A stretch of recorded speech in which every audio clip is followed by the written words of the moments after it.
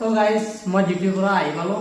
কালি কি হৈছিলে বা বহুত ডাঙৰ মানে অঘটনে হৈছিল। কালি মই ডিউটিৰ পৰা আহি থাকোঁতে বাইক লৈ আহি আছিলোঁ, ইফালে গুৱাহাটীৰ পৰা আহি আছিলোঁ, ইফালে টোল গেট নাপাওঁতে বাজু হোটেলৰ কাষত মানে কি এনেকুৱাকৈ কিবা এটা বস্তু পকা ধৰি আহি কিনে এই ভৰিকেইটা কামত দিছে।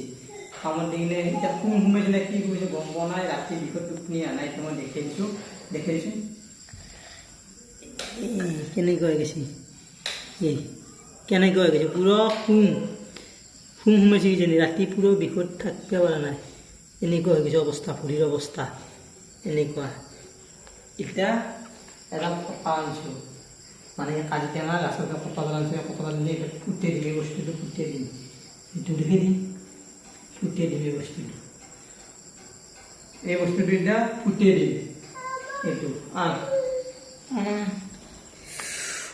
মল্লু দেই, মল্লু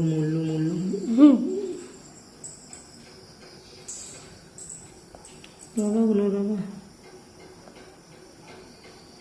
পকি গেছি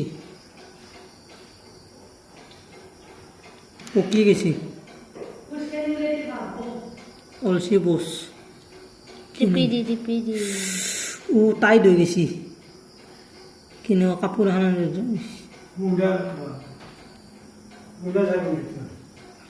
করেছে। কালি কামুরছিল, পুষ ওলে কেনেকৈ হৈ গৈছে, অৱস্থাই বেয়া হৈ গৈছে। চা গন্ধ হ'ল চিনি আপা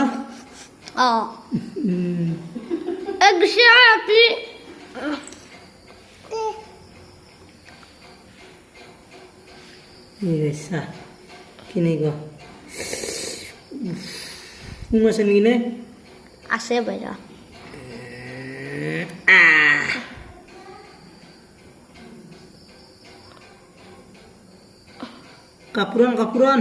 কাপড় লি দেখাবি দেখুন জাল কলা ভীমরাজে কামড়েছি হলে গাইস পুরো অবস্থা বেয়া কৰিছে। কি হৈছে ভীমৰাজ পকা, এই ভীমৰাজ পকা পুৰো এনেকৈ এতিয়া মোক খোজ কাঢ়িব নোৱাৰোঁ, অৱস্থা পুৰো বেয়া হৈ গৈছে, পুৰো খোজ কাঢ়িব নোৱাৰোঁ। কিবা এটা লেংৰা ডিউটিত গৈছে, ডিউটিৰ পৰা আহি আৰু ইমান গৰম দিছে, গৰম থাকিব পৰা নাই। কাপোৰ আনিছা